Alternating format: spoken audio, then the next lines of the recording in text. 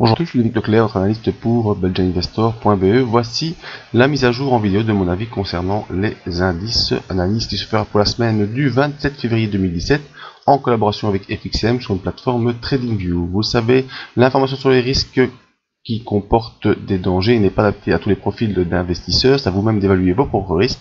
Cette vidéo et moi-même, nous ne sommes pas là pour vous conseiller dans vos opérations. Ce que je vous conseille, c'est d'utiliser des comptes de démo afin d'établir vos stratégies et tester celles-ci. Ma stratégie à moi, c'est l'analyse des impulsions, stratégie que j'utilise depuis 2010 et que je peux vous enseigner via les formations. Alors, avant de passer ici, ce sera la vidéo sur l'or, donc on fera bien sûr l'analyse des indices. Analyse, on va commencer par le CAC 40. Alors cette semaine, vous voyez le CAC 40, eh bien, on fait une semaine plutôt baissière. On avait la semaine dernière envisagé un possible retour sur le support des 4817 avant de retourner vers les sommets pour viser les 4981 points. Eh bien, malheureusement, cette semaine-ci, ça n'a pas été le cas. On est venu directement rebondir sur cette M50. On est revenu une nouvelle fois, vous voyez, par ce doji en haute vague de mercredi. On est venu toucher une nouvelle fois la résistance des 4921 points. Et on est retombé ici, voilà.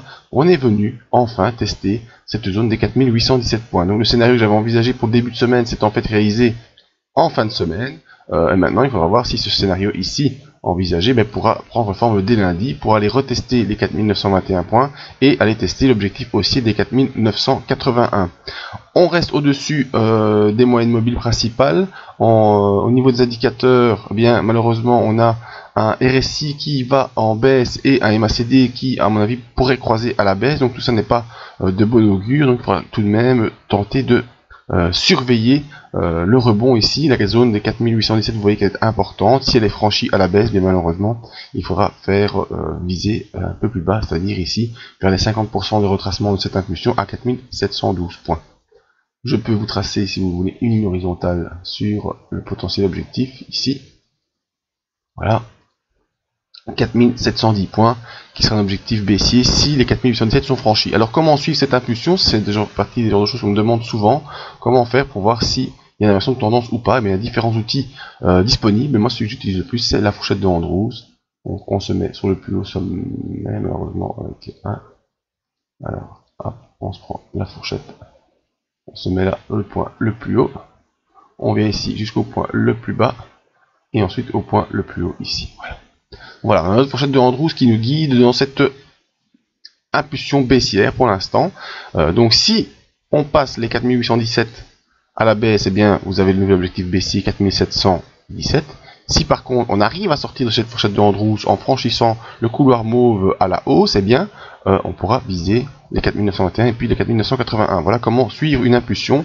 Tant qu'on reste dans la fourchette baissière, eh bien on pourra continuer à suivre cette impulsion à la baisse, d'autant que les indicateurs sont en retournement baissier probable. Et dès qu'on sort de la fourchette, eh bien il faudra suivre l'impulsion à la hausse. Sur le SP500, le scénario que j'avais établi pour la semaine passée, la semaine qui vient de passer, c'est-à-dire un retour en consolidation avant une accélération, mais ça n'a pas du tout été le cas. On n'a pas fait de consolidation, on est toujours bel et bien resté au-dessus de cette M7, avec des faibles impulsions. Vous voyez, ça devient de plus en plus faible, tout ça s'essouffle, tout ça s'affaiblit, même si ça continue à monter.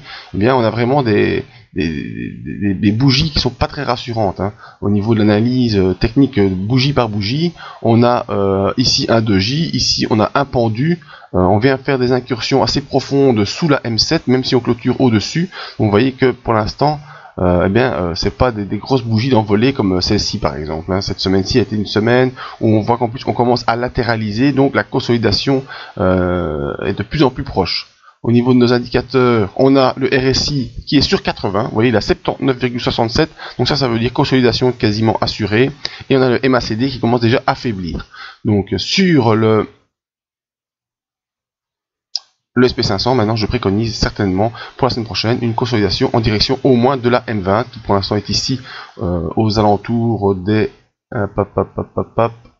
2322 points, mais je suis ça va augmenter, forcément la M20 va suivre encore un peu la tendance, mais on va consolider et certainement revenir jusqu'au 2340. Ça c'est un fait qui me semble quasi certain au vu des bougies de cette semaine et des indicateurs qui sont déjà eux aussi en accélération, en surexagération, donc on va consolider la semaine prochaine. Si malheureusement on consolide sur l'SP500, ben vous savez que sur le CAC 40 ça va accélérer à la baisse, et donc la théorie de cette fourchette d'Andrews baissière tient toujours.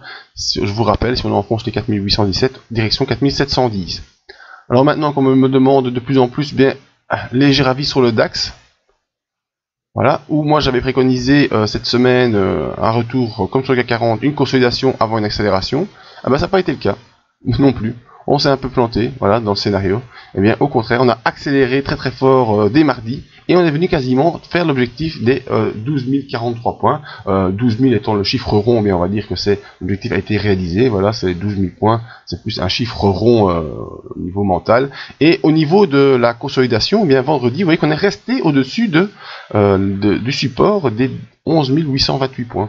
Donc qu'est-ce que ça veut dire? Ça veut dire qu'il y a eu une attaque baissière assez puissante qui est revenue jusque sur la M20, mais il y a eu des rachats en fin de séance qui a permis une clôture au-dessus du support. Qu'est-ce qui va se passer début de la semaine prochaine? On n'en sait rien. Le RSI revient dans sa zone neutre, le MACD est toujours au-dessus de 0 et au-dessus de son signal, mais clairement, au vu du graphique du SP500, eh bien je pense que le DAX pourrait également consolider. Alors consolider jusqu'où? Ben, probablement jusqu'au 11 505 si ça se fait, ou peut-être qu'il sera soutenu par la M50. Nous verrons en cours de séance dès lundi.